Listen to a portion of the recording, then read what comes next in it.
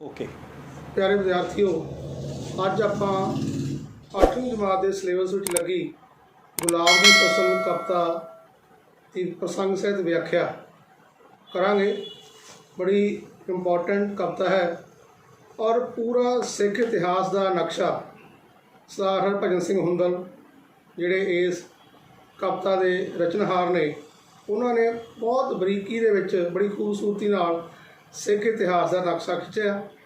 और सब तो पहला जिमें कि आम ये विचारधारा है कि सब तो पहला कविता का पाठ किया जाए, कविता को पढ़िया जाए। इस तो पहला कि मैं कविता पढ़नी शुरू करा, तुसीं आपो अपनी किताबां खोल के नाल रख लो। मैं कविता पढ़ांगा, उस तो बाद आपां इहदे प्रश्न उत्तर जिहड़े ने वो भी करांगे। आओ पहला आपां कविता पढ़ीए। सानू थापना गुरु गोबिंद सिंह दी, सीस तली ते रखना जाणदे हां, तत्ती तवी ते बैठ के गीत गाइए, आरे हेठ भी जिंदगी माणदे हाँ। सीस गंज ते गढ़ी चमकौर वाली, सानू अज भी जूझना दसदे ने, जाके पुछ लो कंध सरहंद दी नूं, लाल चिणे होए किद्दां हसदे ने। मीर मन्नू ने वाढियां लख पाईयां, असीं फेर भी खिड़े गुलजार वांगू, वड्डे सिरां दे जदों असीं मुੱਲ पैंदे, साडे हौसले होए अंगियार वांगू। बंद बंद भी कट के वेख चुके, फुੱਲ महकों कदे ना बंद होए। चार चरखड़ी परख दे जोधियां नूं, साडे कद सी होर बुलंद होए। टोटे जिगर दे सामने करन टोटे, मावां डकरे झोली पवाउंदियां ने। उच्चा सुट के बोच दे नेजियां ते, भोरा फेर भी नहीं घबराउंदियां ने। इस मिट्टी दे नाल है मोह सानू, इस मिट्टी दे नाल है मोह सानू, लाल लहू दे इस नूं रंगदे रहे। कानू वान दे जंगलों विच बैठे, खैर देश दी फेर भी मंगदे रहे। जिथे जिथे शहीदां दी रत डुले, कोयल आण के उस थां चहकदी है। साडी पिठ ते खड़ा इतिहास साडा, सानू माण है लहू दे रंग उत्ते, असीं जाणदे किंज कुर्बान होना, सोहणे देश दी एक भी मंग उत्ते। प्यारे विद्यार्थियों, जेकर इस कविता नूं ध्यान नाल पढ़ के विचारिया जाए तो इस कविता की एक एक लाइन एक एक सतर जिहड़ी आ सानू सिख इतिहास वाल प्रेरदी आ, उधर नूं तोरदी आ, सानू उहदे दर्शन कराउंदी आ। जिवें कि आपां पहली कविता नूं देखीए, पहली लाइन नूं देखीए कविता दी नूं की आ, सानू थापना गुरु गोबिंद सिंह जी दी। प्यारे विद्यार्थियों, ये सब तो पहला प्रश्न आ कि साडे सिखां दे सिख कौम दे किन्ने गुरु साहबान होए ने। वो हैगा उसका उत्तर आ साढ़े 10 गुरु साहबान हुए ने और 10वें गुरु सी साढ़े गुरु गोबिंद सिंह जी। और प्रश्न है कि 10वें गुरु कौन सन? इसका उत्तर यह होएगा कि साढ़े 10वें गुरु साहब श्री गुरु गोबिंद सिंह जी सन। अगली जी है हिस्सा है सीस तली ते रखना जाणदे हां। आपां देखदे हां कि साढ़े इको एक सिरलथ योधे शहीद बाबा दीप सिंह जी, जिन्हों ने अपना प्रण पूरा किया सी कि मैं मुगलों तो आज़ाद कराने वास्ते श्री हरिमंदिर साहब को तब तक अपने प्राण नहीं त्यागांगा जब तक मैं उन्होंने आज़ाद नहीं करा लाँगा, और अपना शरीर जिहड़ा है उस श्री दरबार साहब के विच जाके मैं त्यागांगा। और उत्थे बाबा दीप सिंह जी ने प्रकर्मा दे विच अपना जिहड़ा शीस सीगा उत्थे जाके अपना कुर्बान किया, उत्थे पेश किया, उत्थे रखिया। सीस गंज ते गढ़ी चमकौर वाली। प्यारे विद्यार्थियों, सीसगंज में की होया सी? सीसगंज क्यों बनया? साडे साहब श्री गुरु तेग बहादुर जी, साडे 9वें गुरु, जिन्होंने हिंद की चादर तेग बहादुर हिंद की चादर भी कहा जाता। क्यों? क्योंकि उन्होंने हिंदू धर्म को बचाने वास्ते अपना जिहड़ा सीस सीगा वो दिल्ली के चांदनी चौक में जाके कुर्बान किया। और उत्थे जिथे उन्होंने सीस धड़ नालों अलग किया गया सी, उत्थे अज गुरुद्वारा सीसगंज साहब सुशोभित आ। और की है कि सीसगंज ते गढ़ी चमकौर वाली, गढ़ी चमकौर की होया सी बेटे, उत्थे साहब श्री गुरु गोबिंद सिंह जी के वड्डे साहिबजादे बाबा अजीत सिंह ते बाबा जुझार सिंह, उत्थे जदों गुरु साहब परिवार विछोड़ा होया, वड्डे साहिबजादे गुरु साहब के नाल आ गए चमकौर की गढ़ी विच। उत्थे छोटी जी एक कोठी सी, हवेली सी, जिथे वो ठहरे हुए सी। ते गुरु साहब ने आप बाबा अजीत सिंह ते बाबा जुझार सिंह जी नूं कलगीਆਂ सजा के उन्होंने शास्त्र सजा के मैदान जंग च भेजिया। और उत्थे बाबा अजीत सिंह ते बाबा जुझार सिंह जी ਉੱਥੇ ਜਾ ਕੇ ਸ਼ਹੀਦ ਹੋਏ। ਇਸ ਕਰਕੇ ਲਾਈਨ ਜਿਹੜੀ ਹੈ ਸਾਨੂੰ ਸਿੱਖ ਇਤਿਹਾਸ ਨਾਲ ਉਹਦੀ ਯਾਦ ਦਿਵਾਉਂਦੀ ਆ, ਉਹਦੇ ਨਾਲ ਜੋੜਦੀ ਆ ਕਿ ਜਿਹੜਾ ਸੀਸ ਗੰਜ ਤੇ ਗੜੀ ਚਮਕੌਰ ਵਾਲੀ ਸਾਨੂੰ ਅੱਜ ਵੀ ਜੂਝਣਾ ਦੱਸਦੇ ਨੇ। ਇਹ ਦੋਵੇਂ ਸਥਾਨ ਜਿਹੜੇ ਨੇ ਸਾਨੂੰ ਕੁਰਬਾਨੀ ਦੇਣ ਲਈ ਪ੍ਰੇਰਿਤ ਕਰਦੇ ਨੇ, ਪ੍ਰੇਰਨਾ ਦਿੰਦੇ ਨੇ। ਜਾ ਕੇ ਪੁੱਛ ਲਓ ਕੰਧ ਸਰਹੰਦ ਦੀ ਨੂੰ, ਕੀ ਪੁੱਛ ਲਓ ਬੇਟੇ ਕੰਧ ਸਰਹੰਦ ਵਿੱਚ ਕੀ ਹੋਇਆ ਸੀ। ਉੱਥੇ ਗੁਰੂ ਗੋਬਿੰਦ ਸਿੰਘ ਜੀ ਦੇ ਛੋਟੇ ਸਾਹਿਬਜ਼ਾਦੇ ਬਾਬਾ ਜ਼ੋਰਾਵਰ ਸਿੰਘ ਤੇ ਬਾਬਾ ਫਤਿਹ ਸਿੰਘ, ਉਹਨਾਂ ਦੇ ਨਾਲ ਮਾਤਾ ਗੁਜਰੀ ਜੀ, ਉਹਨਾਂ ਦੀ ਦਾਦੀ ਜੀ ਗੁਰੂ ਗੋਬਿੰਦ ਸਿੰਘ ਜੀ ਦੇ ਮਾਤਾ ਜੀ, ਉੱਥੇ ਉਹਨਾਂ ਨੂੰ ਕੰਧ ਵਿੱਚ ਚਿਣਦਾ ਗਿਆ ਸੀ ਬਾਬਾ ਜ਼ੋਰਾਵਰ ਸਿੰਘ ਤੇ ਬਾਬਾ ਫਤਿਹ ਸਿੰਘ ਨੂੰ। ਔਰ ਮਾਤਾ ਗੁਜਰੀ ਜੀ ਨੇ ਜਿਹੜਾ ਉੱਥੇ ਠੰਡਾ ਬੁਰਜ ਸੀ ਉੱਥੇ ਆਪਣਾ ਜਿਹੜਾ ਸਰੀਰ ਸੀ ਤਿਆਗ ਦਿੱਤਾ ਸੀ। ਬਾਲ ਚਿਣੇ ਹੋਏ ਕਿੱਦਾਂ ਹੱਸਦੇ ਨੇ ਪਿਆਰੇ ਵਿਦਿਆਰਥੀਓ। ਬਾਬਾ ਜ਼ੋਰਾਵਰ ਸਿੰਘ ਤੇ ਬਾਬਾ ਫਤਿਹ ਸਿੰਘ ਨੇ ਮੁਗਲਾਂ ਦੀ ਈਨ ਨਹੀਂ ਸੀ ਮੰਨੀ, ਸਗੋਂ ਕਿਹਾ ਜਦੋਂ ਉਹਨਾਂ ਨੂੰ ਪੁੱਛਿਆ ਗਿਆ ਕਿ ਤੁਸੀਂ ਜੇ ਤੁਹਾਨੂੰ ਛੱਡ ਦਈਏ ਤੁਸੀਂ ਕੀ ਕਰੋਗੇ, ਤਾਂ ਉਹਨੇ ਕਿਹਾ ਸੀ ਅਸੀਂ ਜਾ ਕੇ ਫੌਜ ਇਕੱਠੀ ਕਰਾਂਗੇ, ਸਿੱਖਾਂ ਨੂੰ ਇਕੱਠੇ ਕਰਾਂਗੇ ਅਤੇ ਮੁਗਲਾਂ ਤੋਂ ਆਪਣਾ ਦੇਸ਼ ਆਜ਼ਾਦ ਕਰਾਵਾਂਗੇ। ਇਸ ਕਰਕੇ ਇਹ ਕਹਿੰਦੇ ਬਾਲ ਅੱਜ ਵੀ ਉੱਥੇ ਸਾਨੂੰ ਹੱਸਦੇ ਹੋਏ ਸਾਨੂੰ ਹੱਸ ਕੇ ਸ਼ਹੀਦੀਆਂ ਪ੍ਰਾਪਤ ਕਰਨ ਲਈ ਪ੍ਰੇਰਨਾ ਦਿੰਦੇ ਨੇ। ਮੀਰ ਮਨੂੰ ਨੇ ਵਾਢੀਆਂ ਲੱਖ ਪਾਈਆਂ, ਮੀਰ ਮਨੂੰ ਨੇ ਵਾਢੀਆਂ ਲੱਖ ਪਾਈਆਂ, ਅਸੀਂ ਫੇਰ ਵੀ ਖਿੜੇ ਗੁਲਜ਼ਾਰ ਵਾਂਗੂ। ਬੇਟੇ ਮੁਗਲਾਂ ਨੇ ਸਿੱਖਾਂ ਨੂੰ ਖਤਮ ਕਰਨ ਵਾਸਤੇ ਇੱਕ ਮੁਹਿੰਮ ਚਲਾਈ ਔਰ ਜਿਹੜਾ ਲਾਹੌਰ ਦਾ ਸੂਬੇਦਾਰ ਸੀ ਮੀਰ ਮਨੂੰ, ਉਹਨੂੰ ਹੁਕਮ ਚਾੜਿਆ ਕਿ ਇਹਨਾਂ ਨੂੰ ਖਤਮ ਕਰ ਦਿੱਤਾ ਜਾਵੇ। ਮੀਰ ਮਨੂੰ ਨੇ ਕੀ ਕੀਤਾ ਕਿ ਇੱਕ ਜਿਹੜਾ ਵੀ ਕੋਈ ਵਿਅਕਤੀ ਇੱਕ ਸਿੱਖ ਦਾ ਸਿਰ ਵੱਢ ਕੇ ਲਿਆਏਗਾ ਉਹਨੂੰ 80 ਮੋਹਰਾਂ ਸੋਨੇ ਦੀਆਂ ਇਨਾਮ ਦਿੱਤੀਆਂ ਜਾਣਗੀਆਂ। ਔਰ ਬਹੁਤ ਸਾਰੇ ਮੁਸਲਮਾਨਾਂ ਨੇ ਲੜਕੀਆਂ ਦੇ ਸਿਰ ਵੱਢ ਕੇ ਲਿਜਾਣੇ ਸ਼ੁਰੂ ਕਰ ਦਿੱਤੇ ਕਿ ਇਹ ਸਿੱਖਾਂ ਦਾ ਅਣਦਾੜੀਆ ਬੱਚਾ ਹੈ, ਗੱਭਰੂ ਬੱਚਾ ਹੈ। ਪਰ ਸਿੱਖ ਫਿਰ ਵੀ ਨਹੀਂ ਘਬਰਾਏ ਔਰ ਹੋਰ ਵੀ ਜਿਸ ਤਰ੍ਹਾਂ ਕਿ ਆਪਾਂ ਗੁਲਾਬ ਨੂੰ ਕੱਟਦੇ ਹਾਂ ਅਤੇ ਹੋਰ ਵੱਧਦਾ ਫੁੱਲਦਾ ਫੈਲਦਾ, ਇਹ ਸਿੱਖ ਜਿਹੜੇ ਸੀ ਹੋਰ ਵੀ ਜਿਹੜੇ ਸੀ ਸਿੱਖ ਕੌਮ ਜਿਹੜੀ ਸੀ ਵੱਧਦੀ ਫੁੱਲਦੀ ਗਈ। ਵੱਡੇ ਸਿਰਾਂ ਨੇ ਜਦੋਂ ਅਸੀਂ ਮੁੱਲ ਪੈਂਦੇ ਸਾਡੇ ਹੌਸਲੇ ਹੋਏ ਅੰਗਿਆਰ ਵਾਂਗੂ, ਸਾਡੇ ਹੌਸਲੇ ਜਿਹੜੇ ਸੀ ਉਹ ਹੋਰ ਜ਼ਿਆਦਾ ਵਧੇ। ਬੰਦ ਵੀ ਕੱਟ ਕੇ ਵੇਖ ਚੁੱਕੇ, ਕੁੱਲ ਮਹਿਕਣੋਂ ਕਦੇ ਨਾ ਬੰਦ ਹੋਏ। ਪਿਆਰੇ ਵਿਦਿਆਰਥੀਓ, ਇਹ ਬੰਦ ਕੱਟਣ ਦਾ ਕੀ ਅਰਥ ਹੈ ਕਿ ਸਾਡੇ ਜਿਹੜੀ ਉਂਗਲ ਆ ਉਹਦੇ 4 ਹਿੱਸੇ ਨੇ। ਭਾਈ ਮਨੀ ਸਿੰਘ ਜੀ, ਸ਼ਹੀਦ ਭਾਈ ਮਨੀ ਸਿੰਘ ਜੀ, ਉਹ ਦਰਬਾਰ ਸਾਹਿਬ ਦੇ ਉੱਥੇ ਗ੍ਰੰਥੀ ਸੀਗੇ। ਉੱਥੇ ਜਿਹੜਾ ਅੰਮ੍ਰਿਤਸਰ ਦਾ ਸੂਬੇਦਾਰ ਸੀ ਉਹਨੇ ਕਿਹਾ ਕਿ ਸਾਨੂੰ ਜਜ਼ੀਆ ਚਾਹੀਦਾ, ਟੈਕਸ ਚਾਹੀਦਾ, ਮੇਲਾ ਲੱਗਣਾ ਹੈ। ਜੇਕਰ ਟੈਕਸ ਨਾ ਇਕੱਠਾ ਹੋਇਆ ਤਾਂ ਤੁਹਾਨੂੰ ਸ਼ਹੀਦ ਕਰ ਦਿੱਤਾ ਜਾਵੇਗਾ, ਤੁਹਾਡਾ ਬੰਦ ਕੱਟ ਦਿੱਤਾ ਜਾਵੇਗਾ। ਚਾਰੇ ਪਾਸੇ ਨਾਕਾਬੰਦੀ ਕਰ ਦਿੱਤੀ ਗਈ, ਸੰਗਤ ਉੱਥੇ ਨਾ ਜਾ ਸਕੀ ਅਤੇ ਚੜ੍ਹਾਵਾ ਨਾ ਹੋਇਆ। ਅਤੇ ਜਦੋਂ ਭਾਈ ਮਨੀ ਸਿੰਘ ਨੂੰ ਸ਼ਹੀਦ ਕਰਨ ਲੱਗੇ ਤਾਂ ਜਿਹੜਾ ਜਲਾਲ ਸੀ ਉਹ ਗੁੱਟ ਤੋਂ ਉਹਨਾਂ ਦਾ ਹੱਥ ਵੱਢਣ ਲੱਗਿਆ। ਅਤੇ ਭਾਈ ਮਨੀ ਸਿੰਘ ਨੇ ਕਿਹਾ ਕਿ ਐ ਜਲਾਦ, ਤੂੰ ਆਪਣੇ ਮਾਲਕ ਨਾਲ ਵਫਾਦਾਰੀ ਨਹੀਂ ਕਰ ਰਿਹਾ, ਕਿਉਂਕਿ ਤੈਨੂੰ ਬੰਦ ਕੱਟਣ ਦਾ ਹੁਕਮ ਹੋਇਆ, ਪਰ ਤੂੰ ਮੇਰਾ ਗੁੱਟ ਕੱਟ ਰਿਹਾ। ਜਦ ਕਿ ਉਂਗਲ ਇੱਕ 4 ਹਿੱਸੇ ਨੇ, ਇਹ ਬੰਦ ਬਣਦਾ ਹੈ। ਬੰਦ ਵੀ ਕੱਟ ਕੇ ਵੇਖ ਚੁੱਕੇ, ਫੁੱਲ ਮਹਿਕਣੋਂ ਕਦੇ ਨਾ ਬੰਦ ਹੋਏ। ਸਿੱਖ ਕੌਮ ਜਿਹੜੀ ਸੀ ਹੋਰ ਜ਼ਿਆਦਾ ਬੁਲੰਦੀਆਂ 'ਤੇ ਜਾਂਦੀ ਗਈ। ਚਾੜ ਚਰਖੜੀ ਪਰਖ ਦੇ ਯੋਧਿਆਂ ਨੂੰ ਫੁੱਲ ਚਾਰ ਚਰਖੜੀ ਪਰਖ ਦੇ ਯੋਧਿਆਂ ਨੂੰ ਸਾਡੇ ਕੱਦ ਸੀ ਹੋਰ ਬੁਲੰਦ ਹੋਏ। ਬੇਟੇ ਚਰਖੜੀਆਂ 'ਤੇ ਵੀ ਚਾੜਿਆ ਗਿਆ ਭਾਈ ਸ਼ਾਹਬਾਜ਼ ਸਿੰਘ, ਸੁਵੇਗ ਸਿੰਘ ਉਹਨਾਂ ਨੂੰ, ਪਰ ਫਿਰ ਵੀ ਜਿਹੜੇ ਸੀ ਸਿੱਖ ਘਬਰਾਏ ਨਹੀਂ। ਉੱਚਾ ਟੋਟੇ ਜਿਗਰ ਦੇ ਸਾਹਮਣੇ ਕਰਨ ਟੋਟੇ, ਮਾਵਾਂ ਡੱਕਰੇ ਝੋਲੀ ਪਾਉਂਦੀਆਂ ਨੇ। ਬੇਟੇ ਮੁਗਲਾਂ ਨੇ ਇੰਨੇ ਕਹਿਰ ਗੁਜ਼ਾਰੇ ਸਿੱਖ ਕੌਮ ਉੱਤੇ ਕਿ ਛੋਟੇ ਬੱਚਿਆਂ ਨੂੰ ਉੱਪਰ ਅਸਮਾਨ ਵੱਲ ਸੁੱਟ ਕੇ ਥੱਲੇ ਨੇਜਾ ਕਰਕੇ ਉਹਨੂੰ ਉਹਦੇ 'ਤੇ ਬੋਚਦੇ ਸੀ। ਔਰ ਬੱਚਿਆਂ ਨੂੰ ਟੋਟੇ ਕਰਕੇ ਮਾਵਾਂ ਦੀ ਝੋਲੇ ਵਿੱਚ ਵੀ ਪਾਇਆ ਗਿਆ। ਪਰ ਮਾਵਾਂ ਜਿਹੜੀਆਂ ਸੀ ਸਿੱਖ ਮਾਵਾਂ ਫਿਰ ਵੀ ਨਹੀਂ ਘਬਰਾਈਆਂ, ਉਹਨਾਂ ਨੇ ਫਿਰ ਵੀ ਸਿੱਖ ਕੌਮ ਵਾਸਤੇ, ਸਿੱਖ ਅਤੇ ਦੇਸ਼ ਵਾਸਤੇ ਕੁਰਬਾਨੀਆਂ ਦੇਣ ਨੂੰ ਪਹਿਲ ਦਿੱਤੀ। ਉੱਚਾ ਇਸ ਮਿੱਟੀ ਦੇ ਨਾਲ ਹੈ ਮੋਹ ਸਾਨੂੰ, ਨਾਲ ਲਹੂ ਦੇ ਇਸ ਨੂੰ ਰੰਗਦੇ ਰਹੇ। ਕੀ ਸੀ ਕਿ ਸਾਨੂੰ ਇਸ ਮਿੱਟੀ ਨਾਲ, ਇਸ ਦੇਸ਼ ਨਾਲ ਪਿਆਰ ਹੈ। ਦੇਖਿਆ ਜਾਵੇ, ਇਤਿਹਾਸ 'ਤੇ ਨਜ਼ਰ ਮਾਰੀ ਜਾਵੇ ਕਿ ਦੇਸ਼ ਨੂੰ ਆਜ਼ਾਦ ਕਰਾਉਣ ਵਾਸਤੇ ਜਿਹੜੀਆਂ 80% ਕੁਰਬਾਨੀਆਂ ਸਿੱਖ ਕੌਮ ਨੇ ਦਿੱਤੀਆਂ ਨੇ, ਸਿੱਖਾਂ ਨੇ ਦਿੱਤੀਆਂ ਨੇ। ਕਾਨੂੰ ਬਾਣ ਦੇ ਜੰਗਲਾਂ ਵਿੱਚ ਬੈਠੇ ਖੈਰ ਦੇਸ਼ ਦੀ ਫੇਰ ਵੀ ਮੰਗਦੇ ਰਹੇ। ਬੇਟੇ ਕਾਨੂੰ ਜਿਹੜਾ ਸੀਗਾ 2 ਘੱਲੂਘਾਰੇ ਹੋਏ ਨੇ ਸਿੱਖ ਇਤਿਹਾਸ ਦੇ ਵਿੱਚ, 2 ਘੱਲੂਘਾਰੇ ਹੋਏ ਨੇ। ਇੱਕ ਛੋਟਾ ਘੱਲੂਘਾਰਾ, ਇੱਕ ਵੱਡਾ ਘੱਲੂਘਾਰਾ। ਵੱਡਾ ਘੱਲੂਘਾਰਾ 5 ਫਰਵਰੀ 1762 ਨੂੰ ਕੋਪਰ ਹੀੜੇ ਦੀ ਧਰਤੀ 'ਤੇ ਹੋਇਆ, ਜਿੱਥੇ ਇੱਕ ਦਿਨ ਦੇ ਵਿੱਚ 25 ਤੋਂ 30 ਹਜ਼ਾਰ ਸਿੱਖ ਔਰਤਾਂ ਬੱਚੇ ਇੱਕ ਦਿਨ ਵਿੱਚ ਹੀ ਬੇਟੇ ਮਾਰ ਦਿੱਤੇ ਗਏ, ਕਤਲੇਆਮ ਹੋਇਆ।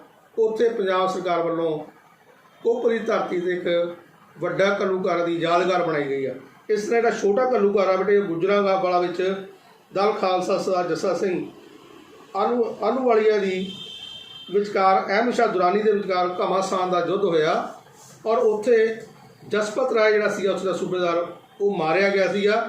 ਔਰ 1746 ਵਿੱਚ ਬਾਅਦ ਵਿੱਚ ਲਾਹੌਰ ਦਾ ਗਵਰਨਰ ਲਖਪਤ ਰਾਏ ਆਪਣੇ ਭਰਾ ਜਸਪਤ ਰਾਏ ਦੀ ਬਦਲਾ ਲੈਣ ਵਾਸਤੇ ਜਿਹੜਾ ਸੀ ਉਹਨੇ ਯਹੀਆ ਖਾਨ ਨੂੰ ਨਾਲ ਲਾ ਕੇ ਕਾਹਨੂੰਵਾਨ ਬੇਟੇ ਗੁਰਦਾਸਪੁਰ ਦੇ ਵਿੱਚ ਆ, ਉੱਥੇ ਹਮਲਾ ਕਰ ਦਿੱਤਾ। ਉੱਥੇ 7000 ਤੋਂ ਵੱਧ ਸਿੱਖਾਂ ਨੂੰ ਘੇਰਾ ਪਾ ਲਿਆ ਔਰ ਉੱਥੇ 7000 ਸਿੱਖ ਜਿਹੜੇ ਮਾਰ ਦਿੱਤੇ ਗਏ, ਜਦ ਕਿ 1000 ਫੌਜ ਲੈ ਕੇ ਉਹਨੇ ਕੀ ਕੀਤਾ, ਕਾਹਨੂੰਵਾਨ ਦੇ ਜੰਗਲਾਂ ਨੂੰ ਘੇਰ ਲਿਆ, ਸਿੱਖਾਂ ਨੂੰ ਘੇਰਾ ਪਾ ਲਿਆ ਔਰ ਉੱਥੇ ਵੱਡੀ ਗਿਣਤੀ ਵਿੱਚ ਸਿੱਖਾਂ ਦੀ ਜਿਹੜੀ ਮੌਤ ਹੋਈ ਸੀ।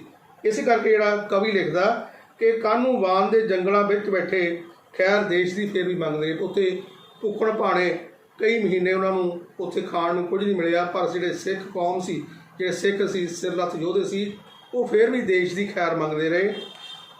ਜਦੋਂ ਅੰਬਾਂ ਨੂੰ ਲੱਗਿਆ ਬੂਰ ਹੋਵੇ, ਕੋਇਲ ਆਣ ਕੇ ਉਸ ਥਾਂ ਚਹਿਕਦੀ ਹੈ। ਬੇਟੇ ਆਪਾਂ ਦੇਖਦੇ ਕਿ ਆਮ ਤੌਰ 'ਤੇ ਜਿੱਥੇ ਅੰਬਾਂ ਦੇ ਦਰਖਤ ਲੱਗੇ ਨੇ ਕੋਇਲਾਂ ਉੱਥੇ ਹੀ ਬੂਲਦੀਆਂ ਨੇ। ਜਿੱਥੇ ਜਿੱਥੇ ਸ਼ਹੀਦਾਂ ਦੀ ਲੱਤ ਡੁੱਲੇ ਉੱਥੇ ਫਸਲ ਗੁਲਾਬ ਦੀ ਮਹਿਕਦੀ ਹੈ। ਬੇਟੇ ਜਿੱਥੇ ਸ਼ਹੀਦਾਂ ਦੀ ਲੱਤ ਡੁੱਲਦੀ ਆ ਉਹੀ ਦੇਸ਼, ਉਹੀ ਕੌਮ ਸਦਾ ਬੁਲੰਦੀਆਂ 'ਤੇ ਪਹੁੰਚਦੀ ਆ, ਉਚਾਈਆਂ 'ਤੇ ਪਹੁੰਚਦੀ ਆ, ਜਿਹਦੇ ਵਿੱਚ ਸ਼ਹੀਦਾਂ ਦੀ ਥਾਂ ਹੋਵੇ, ਜਿਸ ਕੌਮ ਦੇ ਸ਼ਹੀਦ ਹੋਣ। ਸਿੱਖ ਕੌਮ ਦੇ ਵਿੱਚ ਬਹੁਤ ਸਾਰੇ ਸ਼ਹੀਦ ਹੋਏ ਨੇ, ਇਸੇ ਕਰਕੇ ਸਿੱਖ ਕੌਮ ਨੂੰ ਕੋਈ ਖਤਮ ਨਹੀਂ ਕਰ ਸਕਿਆ, ਭਾਵੇਂ ਬਹੁਤ ਸਾਰੀਆਂ ਕੋਸ਼ਿਸ਼ਾਂ ਹੋਈਆਂ ਨੇ। ਸਾਡੀ ਪਿੱਠ 'ਤੇ ਖੜਾ ਇਤਿਹਾਸ ਸਾਡਾ, ਸਾਨੂੰ ਮਾਣ ਹੈ ਲਹੂ ਦੇ ਰੰਗ ਉੱਤੇ, ਸਾਨੂੰ ਆਪਣੇ ਇਤਿਹਾਸ ਉੱਤੇ, ਸਾਨੂੰ ਆਪਣੇ ਵਿਰਸੇ ਉੱਤੇ ਮਾਣ ਹੈ, ਕਿਉਂਕਿ ਸਾਡੇ ਪਿੱਛੇ ਬੜਾ ਸ਼ਾਨਾ ਮੱਤਾ ਮਾਣ ਮੱਤਾ ਇਤਿਹਾਸ ਖੜਾ। ਅਸੀਂ ਕਿਉਂਕਿ ਅਸੀਂ ਜਾਣਦੇ ਹਾਂ ਕਿ ਇੰਝ ਕੁਰਬਾਨ। ਹੁਣ ਆਪਾਂ ਇਸ ਕਵਿਤਾ ਦੇ ਪ੍ਰਸ਼ਨ ਉੱਤਰ ਕਰਾਂਗੇ। ਇਸ ਕਵਿਤਾ ਦੇ ਵਿੱਚ ਜਿਹੜਾ ਆਪਾਂ ਪੜ੍ਹੀ ਹੈ ਪਹਿਲਾਂ, ਇਹਦਾ ਜਿਹੜਾ ਪਹਿਲਾ ਪ੍ਰਸ਼ਨ ਆ ਕਿ ਗੁਰੂ ਗੋਬਿੰਦ ਸਿੰਘ ਜੀ ਦੀ ਸਥਾਪਨਾ ਨਾਲ ਸਾਡੇ ਅੰਦਰ ਕਿਹੜੀ ਚੀਜ਼ ਪੈਦਾ ਹੋਈ। ਇਹਦਾ ਉੱਤਰ ਹੈ ਕਿ ਗੁਰੂ ਗੋਬਿੰਦ ਸਿੰਘ ਜੀ ਦੀ ਸਥਾਪਨਾ ਨਾਲ ਸਾਡੇ ਵਿੱਚ ਨਿਡਰ ਹੋ ਕੇ, ਬੇਖੌਫ ਹੋ ਕੇ ਕੁਰਬਾਨੀਆਂ ਦੇਣ ਦੀ ਹਿੰਮਤ ਪੈਦਾ ਹੋਈ, ਕੁਰਬਾਨੀਆਂ ਦੇਣ ਦਾ ਜਜ਼ਬਾ ਪੈਦਾ ਹੋਇਆ। ਉਸ ਤੋਂ ਅਗਲਾ ਪ੍ਰਸ਼ਨ ਹੈ ਕਿ ਸੀਸ ਤਲੀ ਉੱਤੇ ਕਿਸ ਨੇ ਰੱਖਿਆ ਸੀ।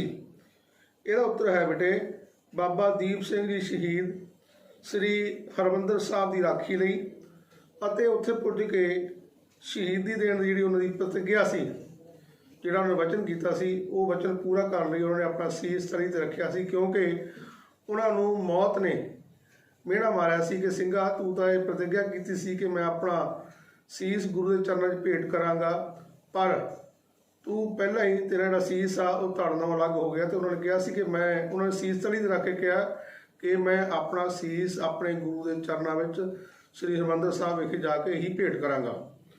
ਉਸ ਤੋਂ ਅਗਲਾ ਪ੍ਰਸ਼ਨ ਹੈ ਕਿ ਸੀਸ ਤਲੀ 'ਤੇ ਰੱਖਣਾ ਜਾਣਦੇ ਹਾਂ, ਇਹ ਲਾਈਨ ਜਿਹੜੀ ਆ ਸਾਨੂੰ ਕਿਹੜੇ ਸ਼ਹੀਦ ਦੀ ਯਾਦ ਦਿਵਾਉਂਦੀ ਹੈ।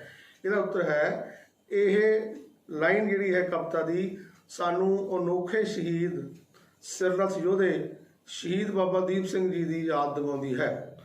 ਉਸ ਤੋਂ ਅਗਲਾ ਪ੍ਰਸ਼ਨ ਹੈ ਤੱਤੀ ਤਵੀ 'ਤੇ ਬੈਠ ਕੇ ਗੀਤ ਗਾਈਏ, ਆਰੇ ਹੇਠ ਵੀ ਜ਼ਿੰਦਗੀ ਮਾਣਦੇ ਹਾਂ।